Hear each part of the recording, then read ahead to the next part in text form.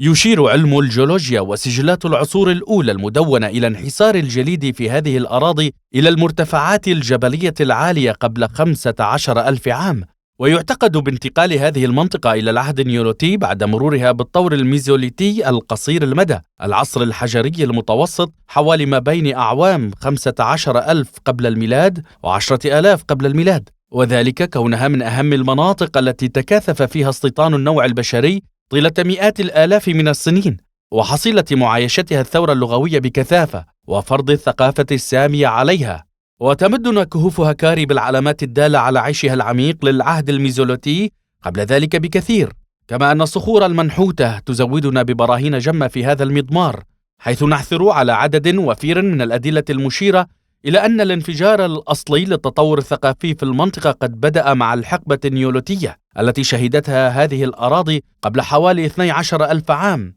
هذا العصر الذي يمكننا تسميته بالثورة الزراعية أو الحقلية أو القروية يعتبر الأرضية التمهيدية، سواء بالنسبة إلى الإنسانية أو لتاريخ المدنية،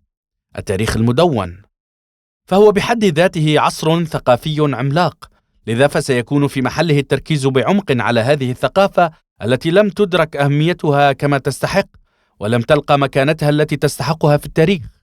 من هنا فإن جوردون تشايلد أقرب إلى الحقيقة والصواب عندما قال بأن أهمية ثقافة العصر النيوليثي في هذه الأراضي لا تقل شأنا عن ثقافة أوروبا الغربية المعمرة 4 قرون فحسب، فقد شهدت هذه الحقبة اكتشافات واختراعات لا عد لها ولا حصر، وعرفت تطورات كانت بمثابة ثورات من حيث معانيها وأهميتها، وذلك في ميادين الزراعة، الحرف اليدوية، المواصلات، السكن، الفن، الإدارة والدين، كما أصبحت أرضية لاكتشاف وتسمية واصطلاح آلاف الظواهر الجديدة في كل ميدان من تلك الميادين. هكذا وبعد اللغة السامية تكونت مجموعة اللغة الآرية المتميزة بغنى زاخر من المفردات يفوق النطاق المحدود للغة الرعوية لدى الساميين ويضاهيها بأضعاف مضاعفة، وكأنه بذلك قد تم تعبيد الأرضية الأساسية للذاكرة الإنسانية التي لم تضيع. وما انتشار هذه المجموعة اللغوية بالتزامن والتوازي مع ثقافتها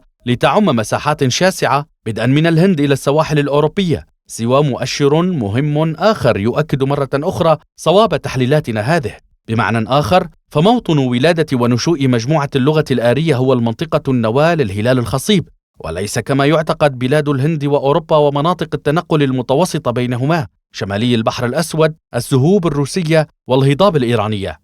تلوح صحة هذه الحقيقة بجلاء من خلال التحليل الأتيمولوجي لمفردة آريان، وعبر عقد روابطها مع البنى الإثنية للمفردات الأساسية المستخدمة في المجموعات اللغوية الهندو-أوروبية. والأهم من هذا وذاك هو كون هذه الساحة نواة الثقافة، ما يحتم بطبيعة الحال تأسيس البنى اللغوية والمفرداتية فيها، والبنى الإثنية الثقافية التي لا تزال مستمرة بوجودها، بالإضافة إلى الدلائل التاريخية الأخرى تؤكد صواب هذه الحقيقة بما يكفي بل ويفيض.